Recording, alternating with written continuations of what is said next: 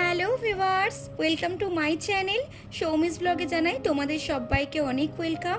আজকে তোমাদের সাথে শেয়ার করব নান পুরির রেসিপি, একদম উইদাউট ইস্ট ছাড়া। তো চলো বানিয়ে নেওয়া যাক।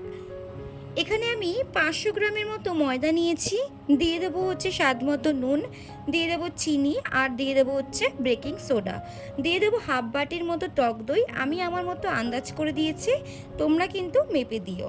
তো এখানে দিয়ে দেবো হচ্ছে সাদা তেল, দিয়ে সব উপকরণ একসাথে ময়দার সাথে মিশিয়ে নেব। মিনিমাম 4 থেকে 5 মিনিটের মতো ভালো করে কিন্তু ময়ম দিয়ে নিতে হবে।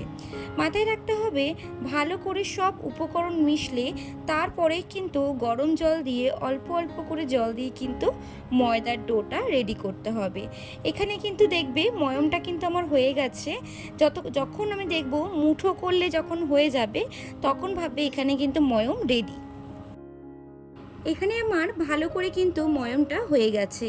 এবার আমি গরম জল দিয়ে অল্প অল্প করে গরম জল দিয়ে কিন্তু ভালো করে কিন্তু ময়দাটা মেখে নেব। অল্প অল্প করে গরম জল দেবে যাতে করে হাতে গরম না লেগে যায়। আমি কিন্তু এখানে কোনো ইস্ট ব্যবহার করিনি, তোমরা চাইলে কিন্তু ইস্ট দিতেই পারো। ইস্ট দিতে গেলে কিন্তু মিনিমাম 10 মিনিট আগে ইস্টটা ভিজিয়ে রাখতে হবে। তো দেখতেই পাচ্ছ আমি কিন্তু এখানে একটা ডো বানিয়ে নিয়েছি। এবার আমি হাতের তালুর সাহায্যে ভালো করে কিন্তু ঠেসে ঠেসে মেখে নেব। তো বন্ধুরা, আজকের রেসিপি যদি তোমাদের ভালো লেগে থাকে তাহলে অবশ্যই কিন্তু লাইক কমেন্ট শেয়ার করতে কেউ ভুলো না। আর আমার চ্যানেলটা যদি কেউ এখনও সাবস্ক্রাইব করোনি তাহলে বলবো প্লিজ সাবস্ক্রাইব করার অনুরোধ রইল। এখানে কিন্তু ময়দাটা আমার খুব ভালোভাবে মাখা হয়ে গেছে। এবার আমি একটা ঢাকনা দিয়ে আমি 2 ঘন্টার জন্য ভালো করে ঢেকে রেখে দেব। তোমাদের হাতে যদি সময় না থাকে তোমরা কিন্তু 1 ঘন্টাও রাখতে পারো, বাট আমার হাতে যেহেতু সময় ছিল তাই আমি এখানে 2 ঘন্টা রেখেছি। তো এবার আমি ঢাকাটা সরিয়ে আরেকবার দেখো মেখে নেব। আর দেখতেই পাচ্ছ কতটা নরম হয়েছে, আর একটুও কিন্তু জল নেই বা আঠালো টাইপের নেই। এবার আমি রুটির থেকে একটু ছোট সাইজ করে ভালো করে কিন্তু লেচিগুলো কেটে নেব।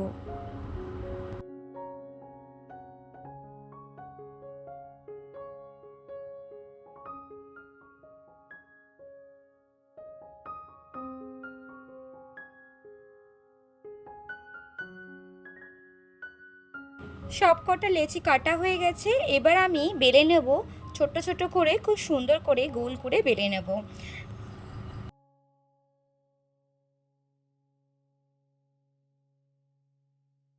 আজ কোনো আমি ডেলি ব্লগ শেয়ার করিনি, আজকে রান্নার ভিডিও দিচ্ছিলাম।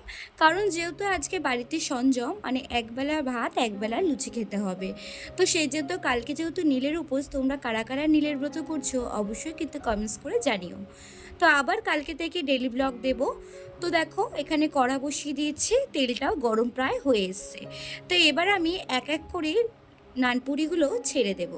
আর এপিট ওপিট করে সঙ্গে সঙ্গে কিন্তু নাড়াচাড়া করতে থাকবো যাতে পুড়ে না যায়। আর নানপুরি কিন্তু একটু সাদা টাইপেরই ভালো লাগে, লালচে হয়ে গেলে কিন্তু সেটা ভালো লাগে না। তো দেখতেই পাচ্ছ কি সুন্দর দেখো ফুলে উঠেছে, আর কালারটাও কিন্তু বেশি লালচে হয়নি।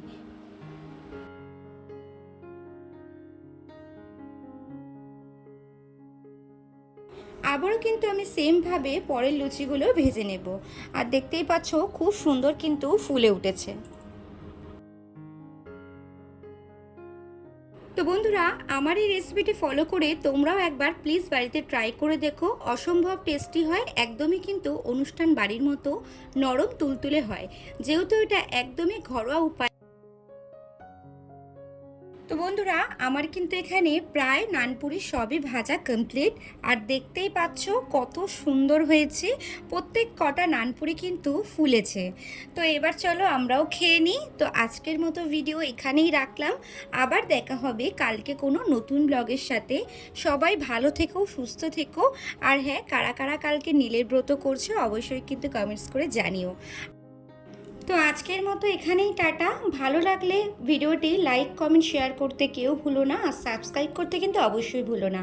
Thanks for watching my video.